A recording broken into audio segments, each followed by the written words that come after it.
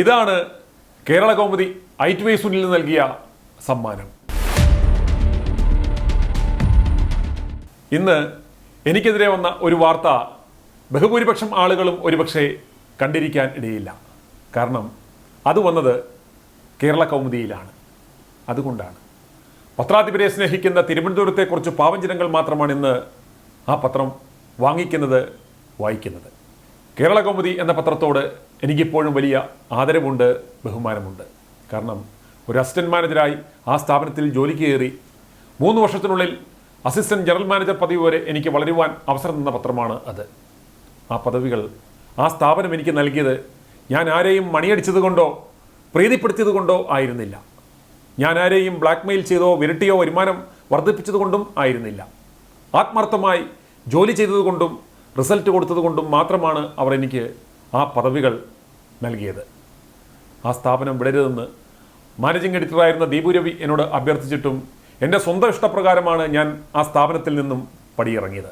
അല്ലാതെ എന്നെ അവർ പറഞ്ഞു വിട്ടതല്ല. അതുപോലെ ആ സ്ഥാപനത്തിൽ ഞാൻ സേവനമനുഷ്ഠിച്ചിരുന്ന കാലത്ത് എനിക്കെതിരെ യാതൊരു ആരോപണങ്ങളും ഉണ്ടായിട്ടില്ല. ആ സ്ഥാപനത്തിലെ ഏറ്റവും നല്ലൊരു പെർഫോമറായിരുന്നു അന്ന് ഞാൻ. ചുരുക്കം പറഞ്ഞാൽ എന്നെക്കൊണ്ട് ആ സ്ഥാപനത്തിന് ഗുണമല്ലാതെ യാതൊരു ദോഷവും ഉണ്ടായിട്ടില്ല. തിരിച്ചും എനിക്കെതിരെ ഇന്ന് കേരള കൗമുദി കൊടുത്ത ഒരു വാർത്ത ഞാൻ വായിച്ചു കേൾപ്പിക്കാം.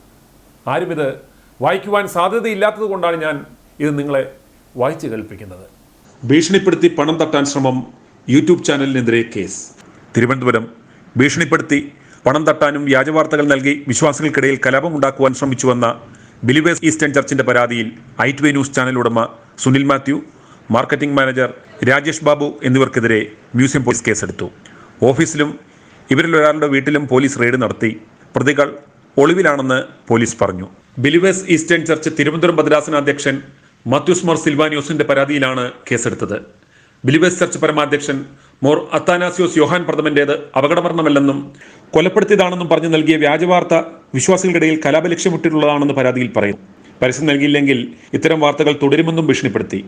നേരത്തെയും ഇതേ രീതിയിൽ പണം തട്ടാൻ ശ്രമിച്ചിരുന്നു. അന്ന് സഭ വഴങ്ങിയിരുന്നില്ല. കേരള കൗമുദി എന്ന സ്ഥാപനത്തിന്റെ സർക്കുലേഷന്റെയും മാർക്കറ്റിംഗിന്റെയും ഇവന്റ്സിന്റെയും സ്പെഷ്യൽ പ്രോജക്ട്സിന്റെയും എല്ലാം ചുമതല വഹിച്ചിരുന്ന സുനിൽ മാത്യു എന്ന എനിക്കെതിരെ ഇതുപോലൊരു വാർത്ത ആരെങ്കിലും കൊണ്ട് കൊടുത്താൽ അതിൻ്റെ നിജസ്ഥിതി മറുവശം എന്നോടൊന്ന് ചോദിക്കാമായിരുന്നു എന്ന് ഞാൻ വെറുതെ ആഗ്രഹിച്ചു പോയി.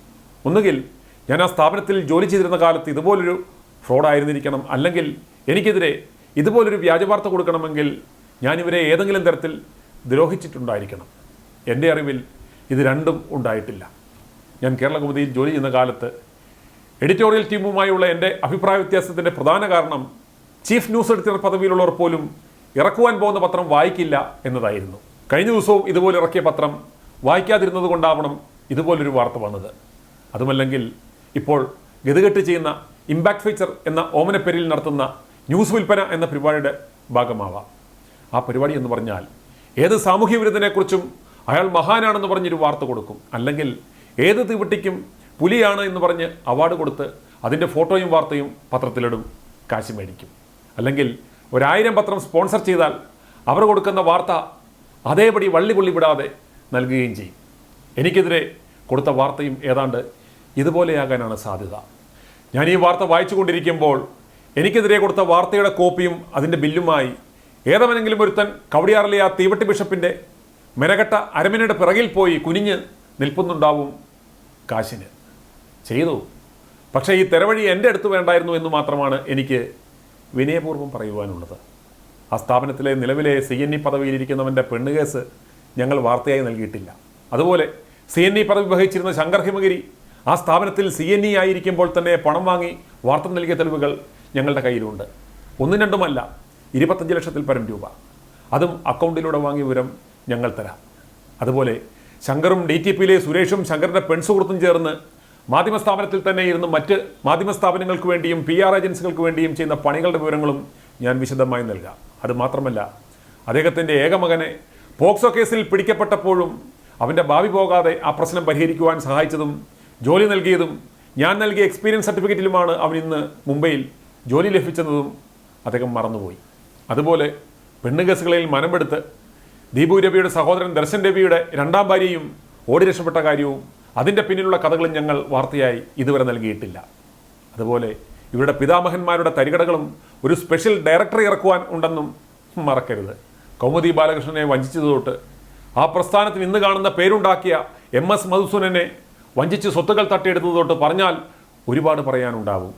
അത് പറയുവാൻ പ്രാപ്തിയുള്ള സുനിലിൻ്റെ അണ്ണാക്കിലാണ് നിങ്ങൾ ഇന്ന് കോലിട്ട് കുത്തിയത് എന്ന് മറക്കരുത്. ലോഹധാരികളുടെ മേടിച്ച് ജീവനക്കാർക്ക് ശമ്പളം കൊടുക്കുന്നതിൽ ഞാൻ തെറ്റൊന്നും പറയുന്നില്ല. പക്ഷേ എനിക്കെതിരെ പിതൃശൂന്യപരമായ വ്യാജ വാർത്തകൾ കൊടുക്കുമ്പോൾ ഒന്ന് ശ്രദ്ധിക്കണമായിരുന്നു. അതുകൊണ്ട് എനിക്കെതിരെ ബിഷപ്പിൻ്റെ അമേദ്യം വാങ്ങി തിന്നുകൊണ്ട് വാർത്ത എഴുതുവാൻ അനുമതി നൽകിയ ദീപു രവിയോടാണ് പറയുവാനുള്ളത്. എനിക്കെതിരെ വ്യാജ വാർത്ത കൊടുത്തതിന് മാപ്പ് പറയണം. എനിക്കെതിരെ ഇത്തരം വ്യാജ വാർത്തയെ നിങ്ങൾക്ക് പറയുവാൻ കാണൂ. എന്നാൽ നിങ്ങളുടെ കാര്യത്തിൽ അങ്ങനെയല്ല എന്ന് മനസ്സിലാക്കണം. i2 ന്യൂസിനെതിരെയും സുനിൽ മാത്യുവിനെതിരെയും മ്യൂസിയം പോലീസ് എടുത്ത കേസ് വെറും വ്യാജമാണ്. അവർക്ക് തെളിയിക്കുവാൻ സാധ്യമല്ല. FIR എടുത്തത് ഇതേപോലെയുള്ള ഉപജീവനത്തിനു വേണ്ടി മാധ്യമ വ്യഭിചാരം ചെയ്യുന്ന മാധ്യമങ്ങൾക്ക് ഒരു പരിചയം നൽകുവാൻ വേണ്ടി മാത്രമാണെന്ന് മനസ്സിലാക്കുക. അത് ഞങ്ങൾ കോടതിയിൽ തെളിയിക്കും. മാനനഷ്ടത്തിന് കേസും ഫയൽ ചെയ്യും. വ്യാജ പരാതിയിന്മേലിട്ട FIR പ്രകാരം എടുത്ത കേസിനെതിരെ ഞങ്ങൾ മുൻകൂർ ജാമ്യത്തിന് കോടതിയെ സമീപിച്ചിട്ടുണ്ട്.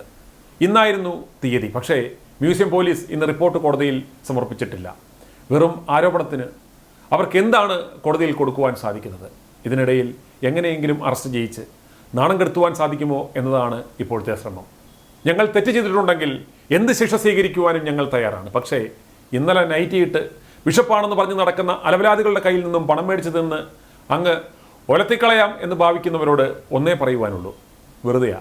ഇവിടെ ബഹുമാനപ്പെട്ട കോടതികളുണ്ട്, സത്യസന്ധരായ ന്യായാധിപന്മാരുണ്ട്. അവരിൽ മാത്രമാണ് ഞങ്ങളുടെ പ്രതീക്ഷ. അവരിൽ മാത്രമേ ഉള്ളൂ ഞങ്ങൾക്ക് പ്രതീക്ഷ. i2i News, an eye for truth. i2i News subscribe ചെയ്തിട്ടില്ലാത്തവർ ഇപ്പോൾ തന്നെ സബ്സ്ക്രൈബ് ചെയ്യുക. നോട്ടിഫിക്കേഷൻ ലഭിക്കുവാൻ ബെൽ ബട്ടണും അമർത്തുക.